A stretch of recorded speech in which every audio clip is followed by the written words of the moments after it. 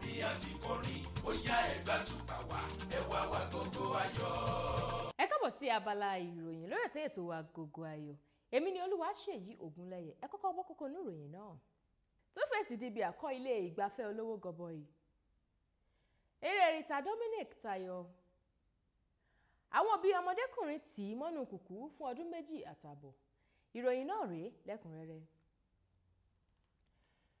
Ìkan olórin orílẹ̀-èdè Nàìjíríà Innocent IDIBIA tí gbogbo ènìyàn mọ̀ sí Two-Face IDIBIA ti ń ṣe ìdókòwò oríṣiríṣi sínú ilé-iṣẹ́ tó jẹmọ́ ti ìgbàlejò pẹ̀lú ìfilọ́lẹ̀ ilé ìgbafẹ́ rẹ̀ tuntun tí í ṣe Rumors Night Club sílùú Festac ìpínlẹ̀ Èkó.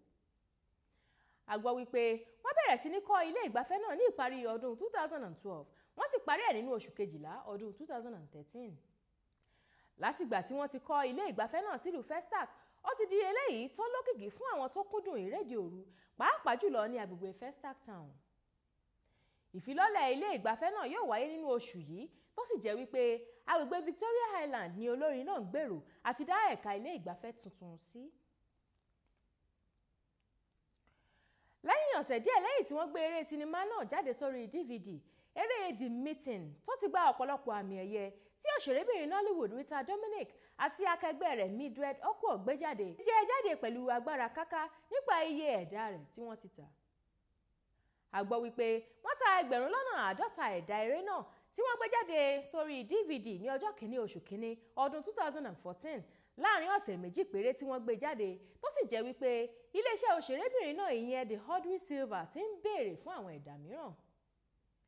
Lára àwọn tó kópa nínú eré yìí ni Rita Dominic fúnra rẹ̀, Fẹ́mi Jacobs, Linda Ejiofor, Jídé Kòsọ́kọ́, Nse Ipe Etim, Kate Henshaw àti bẹ́ẹ̀ bẹ́ẹ̀ lọ.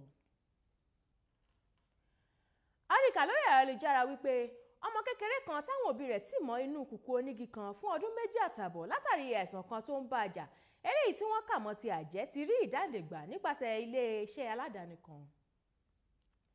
Ọmọ kékeré náà tó jẹ́ ìbejì tí orúkọ rẹ̀ ń jẹ́ Blessing Olokumo, ọmọ bíbí agbègbè Ayíbátárì Òpókúmà níjọba ìbílẹ̀ Kolokuma Òpókúmà nípínlẹ̀ Bayelsa ní ìwádìí fi hàn wípé ó ní àìsàn náà ní nǹkan bíi ọdún 2 àtààbọ̀ sẹ́yìn. Ààrẹ fìdíhe ẹgbẹ́ náà tó yan Ebitel Robert sọ wípé àìsàn àjòjì yìí ló jẹ́ kí àwọn òbí ọmọdébìnrin náà tì í mọ́nú kùkú nítorí ìgbẹ́ ojoojúmọ́ tó fi ń dọ̀tí ilé. Eléyìí ló mú kí bàbá rẹ̀ tóun náà jẹ́ ìbejì kan kùkú onígi fún un tó sì tì í mọ́ inú rẹ̀ kó má bàa ráyè wọ inú ilé.